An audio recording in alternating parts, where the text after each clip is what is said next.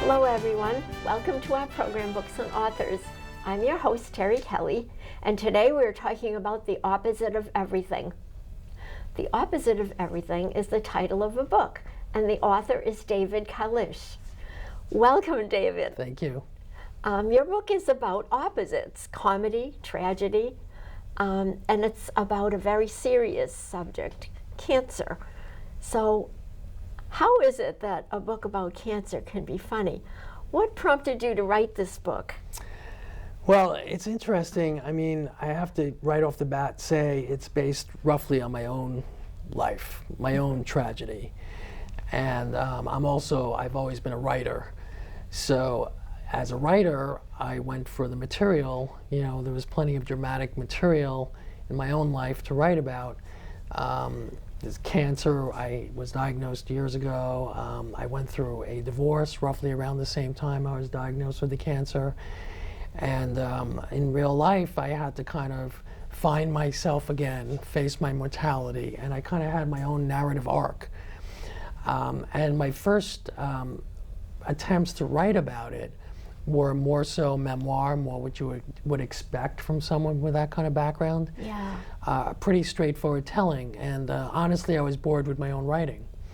And part of my education was I got my MFA in 2006 or so at Bennington College in creative writing. And one of my teachers said, you know, you have a knack for comedy. You should really emphasize that. And I kind of went to town with the novel, or what it was at that point, and my own inner barometer as to whether I was writing in a way that was alive was whether I was having fun or not. And if I got a chuckle myself, then I said, okay, that's a good vein to mine, and I would continue along that way. And over the years, it emerged that that's what it turned out to be, and it was a balancing act.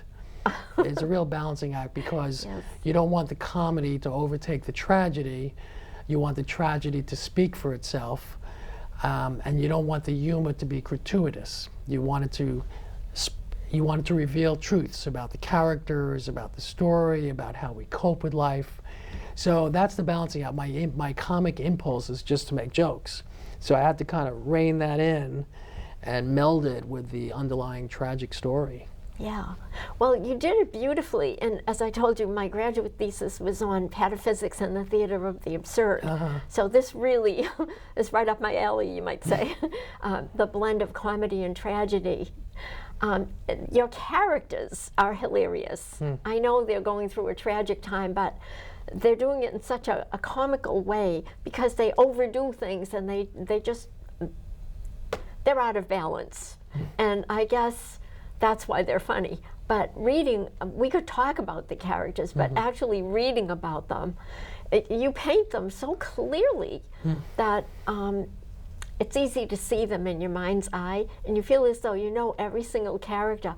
I can just see Steve, who worked for Bell Atlantic, up on that pole in his dirty, smelly uniform, which he thought was okay to wear to a wedding, Yes. because he's so proud of his job.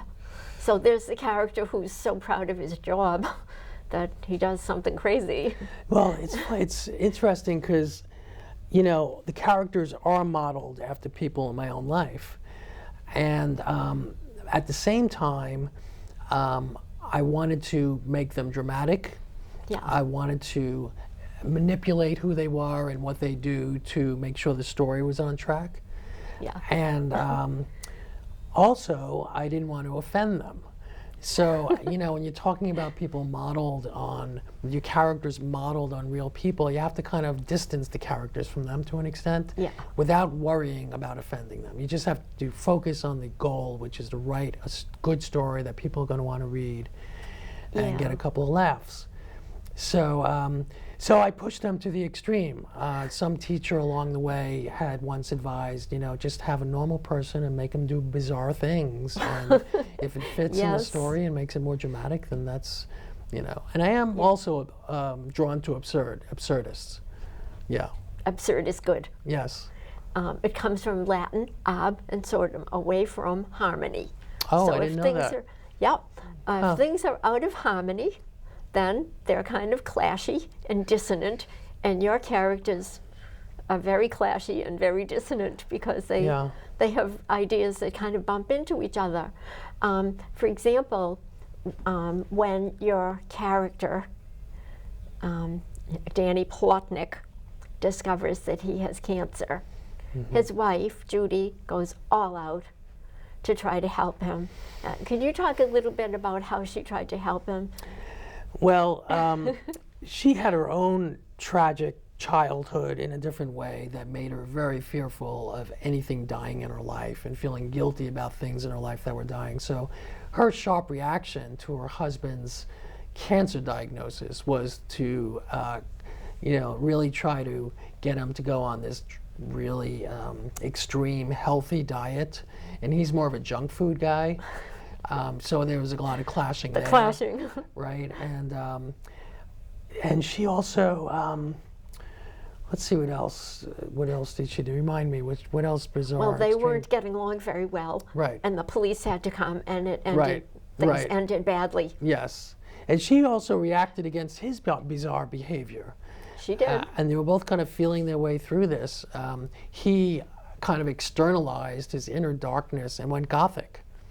And pierced his nose, and she had a reaction against that, and she said, "My God, I'm trying to make you healthier, but you're like getting closer to death the way you're dressing and acting." Another clash. And then she, in reaction to that, started overeating. She began binging on Haagen-Dazs. And he had a reaction to that. He was like, "How could you feed me squirrel food at the same time that you're binging on ice cream?" So lo and behold, toward the end, there was a police showdown. He ended up with the apartment, and it sets the stage for his romantic adventures to come. Yes. And then he and his father, Harold, don't have the greatest relationship, do they? No. But they go away to the Borscht Belt. Yes. They go to the Catskills. Can you talk about their... Well, that was hilarious. Well, the father, in his own clumsy, old-fashioned, overbearing way, genuinely wanted to help his son get back into the dating game after his divorce. And so he takes him up to the Catskills, which the father thinks is the best thing in the world. And this is the 1990s, and when the Catskills was really on its deathbed. So he takes him up there. Of course, the women are at least twice his age, because they're all holdovers from the old Catskills. And he, instead of finding romance, his father finds romance. And his father tries to impose this disco music on his son, who's combating it by listening to heavy metal music. 6 bullets or something like that. Yeah, 6 deadbolts. 6 deadbolts. Yeah. And the interesting, there's a little side note. When I originally wrote the novel, and it had real groups in there, real musical groups, and real lyrics, and my publisher came back to me, you have to take all that out. I said, what? Yeah, copyright, can't use it. I said, oh my God, there goes my plot. Then I had this idea, well, what if I make up my own lyrics, my own rock groups? And sure. And that that's was what a better idea because it was pretty funny. Yeah, and I love 6 dead belts because it's just, I originally had 9-inch nails. Yeah. That's like right up That's there with Metallica. what it made me think of, and I thought, how clever of him to switch. And then his dad was calling it 5 by accident. bolts, and that was 5 deadbolts. How could you be so dumb as to say 5 deadbolts? Anyone would know it's 6 deadbolts. So they would argue over the silliest things. Yeah. It was great. Yeah, and it's interesting. The one thing I did struggle through in the writing of it was trying to give Daniel Plotnick a reason not to like his father beyond the behavior, and I never really got to it enough, and I allowed the plot to roll along in a way that people don't seem to mind. But there was an occasional reader who says to me, well, why does he hate his father so much? Why is he so rude to his father? And my answer, as one who's been through it, been through cancer, and knowing how you feel, is sometimes things don't need a reason. You just feel dark. You feel angry. You feel and angry. I think you aim it at the nearest and safest person sometimes. And most overbearing person, you know. They're the people who are the handy target because they're right there. It's an understandable reaction. Now, you have confided in me that you are a cancer patient, cancer survivor. Can you talk a little bit about that? Because it's thyroid cancer, and lots of people go to the doctor and find out they have a nodule, and sometimes it's not the biggest deal, and sometimes it's just removed, and other times it's something worse. So can you tell us a little bit about that? Well, I'll set the scene. It was 1994, and as in the book, I woke up one morning and I felt a lump in my throat. And I went to the family doctor. He felt it. He said, oh, you have to get checked out right away. I went through all these tests and blood tests, and eventually a needle biopsy. From an endocrinologist. The needle biopsy, I think, was a head and neck surgeon who just, you know, and they misdiagnosed it. They said it was the good kind of thyroid cancer, papillary, which is relatively easy to cure. After the initial cancer operation to remove the thyroid, you irradiate the patient with radioactive iodine, and it kills any stray cancer cells since the thyroid naturally sponges up iodine. So I went in for my operation feeling kind of, okay, this is a bad thing, but I'm going to get through it, and at the end I'm going to be cured, and I'll just get on.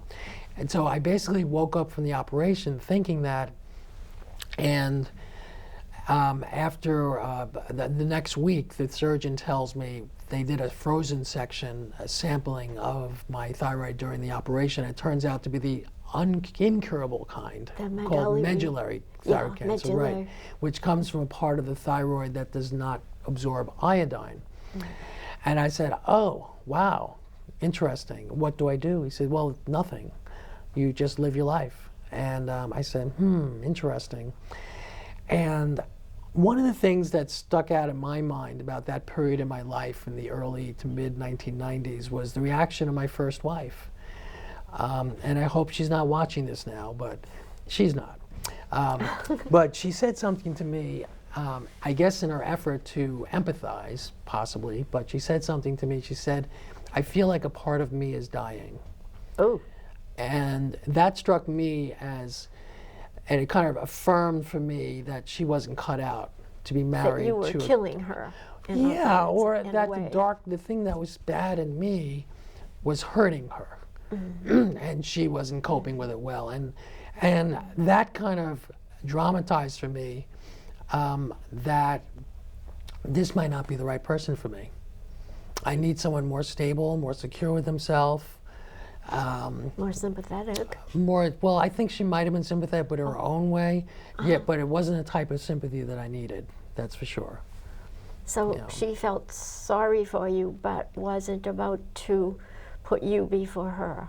Yeah, I don't think she was capable of, I'm not sure anyone's truly capable. Some people can and some people can't. Yeah. Yeah, that's true. It's sad, but true. Some people just run away from it. They can't face it, and other people embrace it and do whatever they can to try to save you. Yeah, and in a way, you know, I'm thankful for the cancer because it made me get out of that marriage sooner rather than later.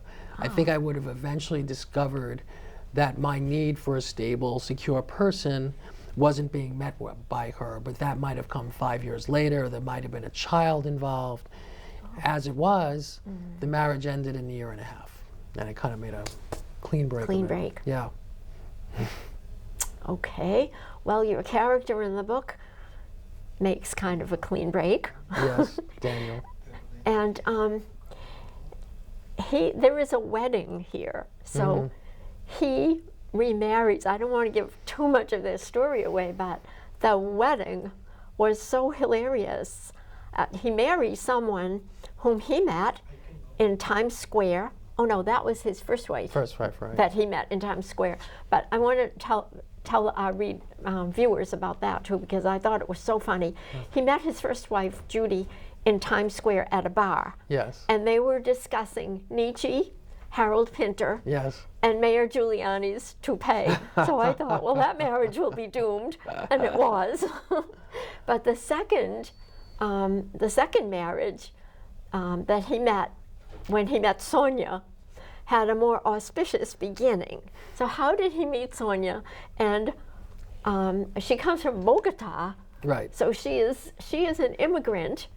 And she has her own reason for coming here, and she gets involved with him, and talk about mismatched personalities. And this was a bomb waiting to explode, and somehow they got married. Tell a little about this wedding, because I loved the wedding. Yeah, well, just to set the scene, after his tragic first marriage failed, he resolved that in his second wedding with the woman he found, this happens to be a Colombian doctor, he would do complete opposite of the ceremony. He's into this opposite thing, which is the title. The opposite of everything. Right.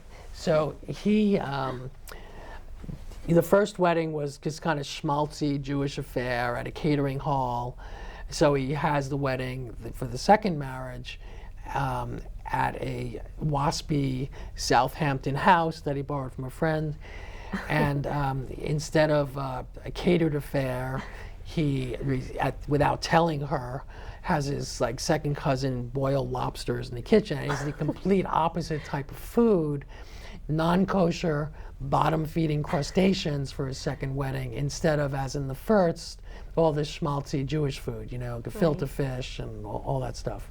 And his Steve, or whoever is talking to him about the food, says, if you want the opposite, you should have pork, not lobster. That was pretty funny. You should actually have an antimatter version of pork, which doesn't have the cloven hoof or whatever, all the strict guidelines for kosher, you know.